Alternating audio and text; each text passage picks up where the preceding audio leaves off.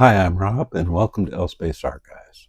Today we're talking about a book that technically isn't sci-fi or fantasy, but it does have strong connections to some of the most influential names of science fiction's golden age.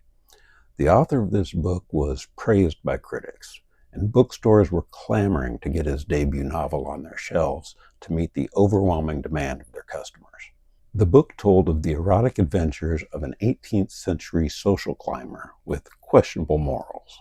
The story's cavalier attitude towards sex purportedly caused the Archdiocese of Boston to place this salacious novel on its proscribed list, earning it the reputation of being banned in Boston.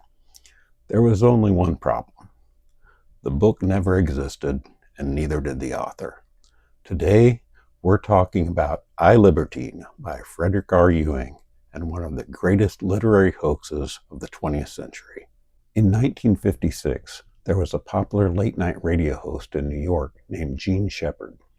Shepherd was annoyed with how bestseller lists were determined, which was based on the number of books a bookstore requested, not on the number they actually sold. So Shepherd called upon his late-night listeners, known as the Night People, to go to their local shops and request a completely made-up novel by an imaginary author. The name of the book would be Libertine. The author, Frederick R. Ewing. Shepherd provided his listeners with a basic synopsis of the plot along with a fictional biography of the author. The listeners did exactly as they were told, invading bookshops in the hundreds to seek their copy of Libertine. The requests even came up in Paris and Rome as pilots and flight attendants, natural night people it seems, did their duty and asked for Libertine wherever they landed. The initial requests were easy to dismiss. Back then there were no databases or computers. Bookshops had physical lists of all available publications.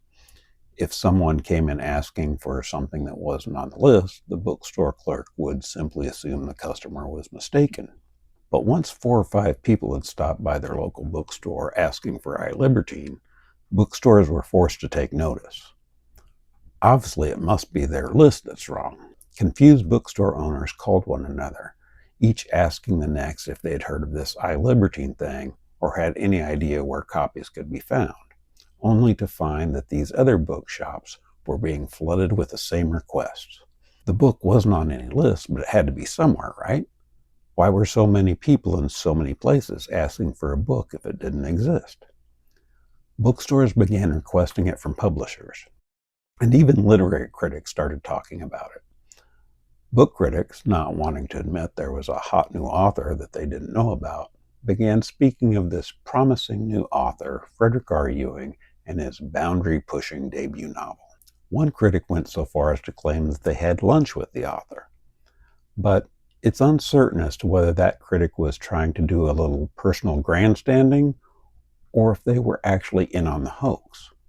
That was the problem. People were discussing the book and its author at dinner parties and social gatherings. It was getting harder and harder to tell who was in on it and who was unintentionally perpetuating the hoax because they didn't want to appear ignorant of a socially significant work of fiction. In fact, remember that archdiocese in Boston that put Libertine on its list of prohibited books? Well, it turns out that one of the people who worked at the archdiocese was an avid Jean Shepherd fan and was in reality one of his night people, and he placed the book on the proscribed list to further perpetuate the hoax. Now, as you can see, my copy of Libertine is really in rough shape. It's falling apart. I'm going to have to completely disassemble and rebind it. Oh, sorry, you're wondering how I have a copy of a book that doesn't exist? Well, it's alive! Enter publishing dynamic duo Ian and Betty Ballentine. At some point, Ian Ballentine caught wind of the prank and decided he wanted to take it a step further. He invited Jean Shepherd to dinner to discuss turning Libertine into an actual novel.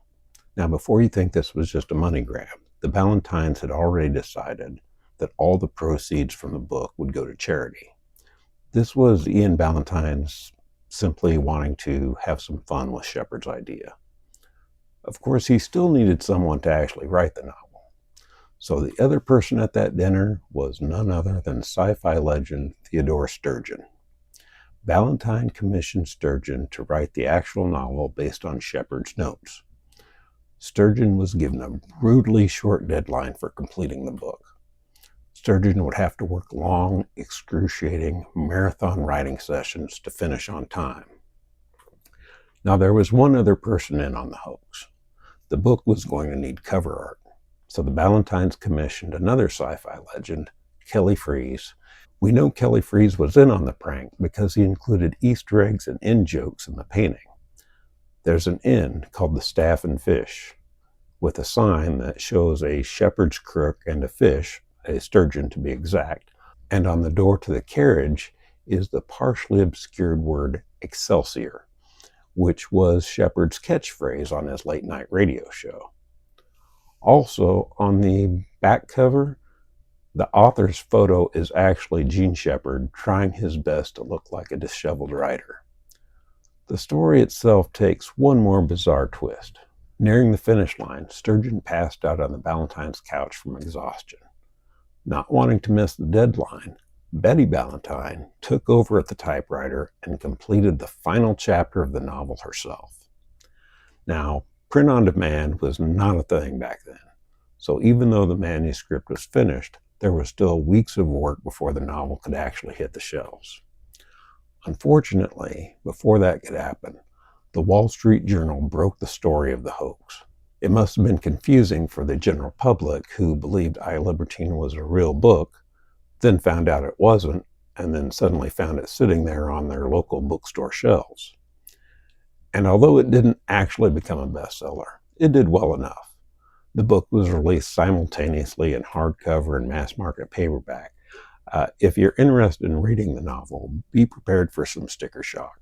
A hardback can range from $200 to $1,500, depending on the condition.